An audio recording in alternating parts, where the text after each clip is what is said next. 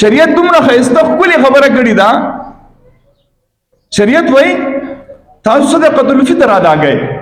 شریعت دې موږ ته اسانه او موږ یې ګرانه ودان. نبی علیہ الصلوۃ والسلام فرمایل صدقة الفطر ادا کړئ. سرسایه جو دوم وایو.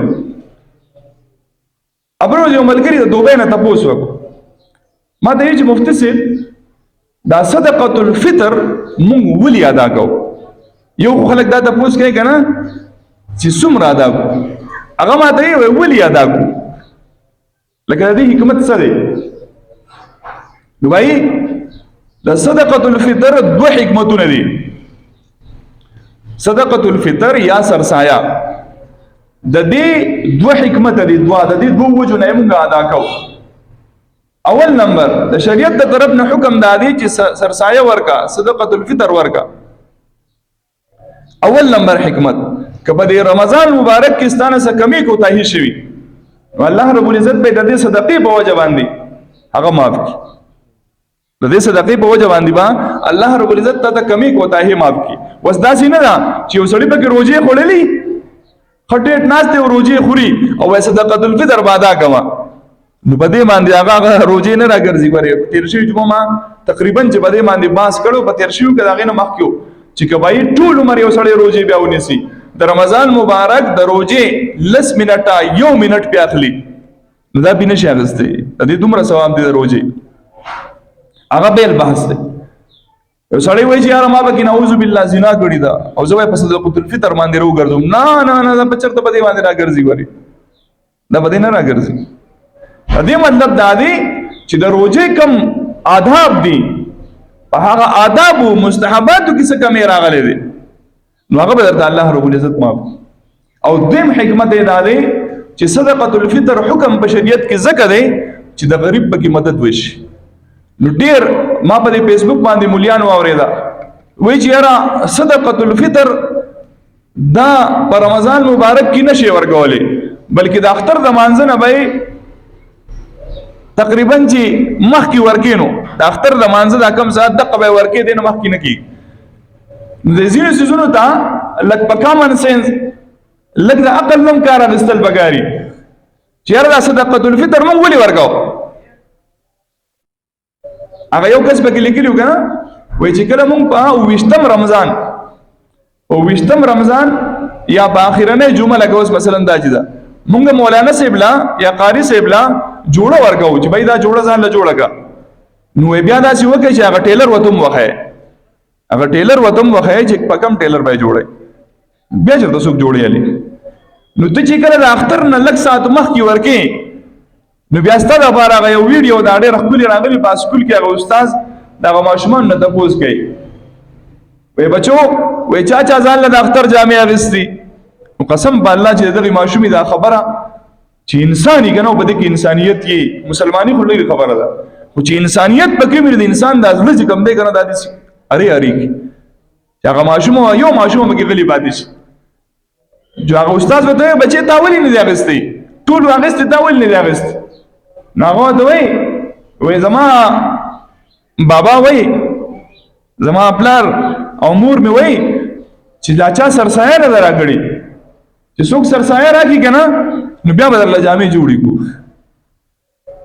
نو کله چې ته د اختر په ورځ باندې په نوي کپړو کې راوځې او تا نوې کوټ اچولي او تا نوې لباس اچولي نوې پیزار دی اچولي او ته دې مسجد ته را روانې او ستا سره داسې یو کس میلاو شي چې هغه په زړو جامو کې دی او هغه د حیا د وجې نه د شرم د وجې نه جومات ته را روان دی لیکن قدمونه یې رپېږي چې دا خلک به وایي چې نه که دا نوي جامې نه وي. او د هغه ماشومان چې کوم ماشومان ته وګوره اختر ویسې او هغه ماشومان په زړو جامو کې دي او ستا ماشومان په نوي جامو کې دي د دغه ماشومانو مخامختیا به ته څنګه کې ته به ورسره سترګې څنګه میلاوې تا د ځان په دغه جامو کې بیا ښه ښکاري ښکلې به درته ښکاري چې کومې جامې تا نوې اغوستې دي او ستا په محله کې هغه ماشوم چې هغه یتیم دی او د هغه پلار شهید شوی دی د هغه پلار مړ دی د هغه پلار په رنځ باندې اخته دی په بیمارۍ کې پروت دی او ته خوشاله او بچو لغاړه ورکړي چې ماشاءالله زما سره جامې ډېری خوان کوي خو ته د هغه کونډې د اوښکو سره سکي چې کومه کونډه په دې ټوله محله کې الله طرف ته سر تور کړی دی الله زما چې څوک نو نو الله زمانه دي زمانه سر دا سورې ولې اخیستو د دغه کونډې دا فریاد او دا هغه دا درد دا د الله دربار ته نه رسي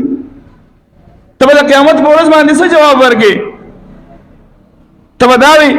چې زما بچی ډېرو نو د کم یو بچی دی جامې نشتا د کم یو بچی دی پیزار نشتا ته به دا سوچ کړی و که نه چې زما څلور بچی دي دا پنځم مې پکې شو یو یتیم په خپله ذمه باندې واخله که نه په محله کې تلاش که نه مونږ ځان نانګاره کوو ځان نه دی نانګاره کول پکار ته تپوس وکړه ته حالات وګوره د خلکو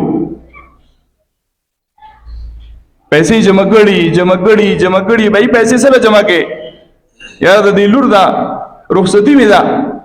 د جهیز جمع کوما دې له سامان کوما ځکه چې کها کور ته واده شي بیا بوله خلک تانه ورګي چې تعالی دې مور او پلار څه کړی دي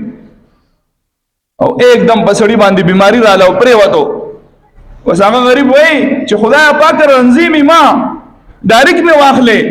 ځکه که پیسې رانه په دې بیماری لګي نو لور به بیا په کور باندې ناشته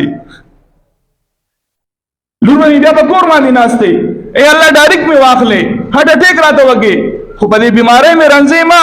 ځکه چې لور می پاتې کیږي راته بیا او ته خوشاله ستا رسم و رواج او ستا شاپینګونه هغه ختمیږي نه ستا موبایل نوی کیږي نه هر روزانه لیټسټ ماډل نوی راغلی دی بھائی دفتر راکا نو شریعت تا ته حکم کړی دی چې څنګه رمضان مبارک راغی که په دویمه ده که په درېیمه ده که په لسمه ده خو چې رمضان داخل شو ته صدقة الفطر ادا کا ورکا او ډېر خلک دا وایي چې بس اکثر ما ته ډېر افسوس وشي بس مولانا صاحب له وګوره صدقة الفطر ورکي بل چاله به نه ورکي ولې دا د مولا میراث دی چې بس صرف به مولا له ورکي بل چاله به نه ورکي دا د مولا میراث نه دی دا د غریب حق دی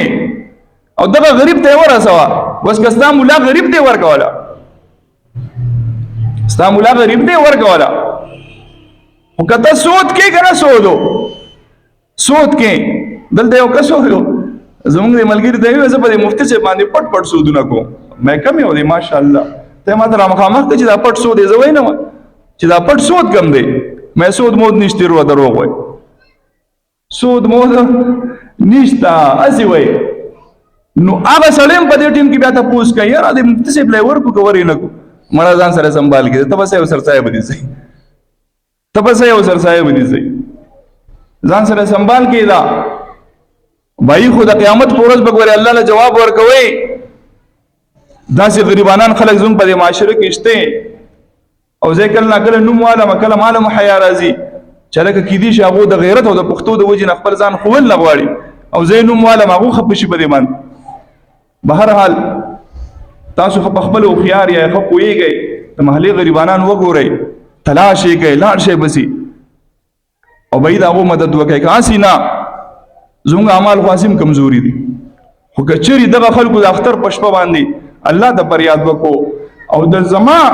د مدد نه ورکول په وجه باندې داغو د سترګو لوخ کیو به دي د قیامت پر ورځ غوړي الله له جواب ورکو د الله مخې ته پیشي د دې وجه نه هر یو سړی خپل صدقه الفطر دا په وخت باندې ادا کړي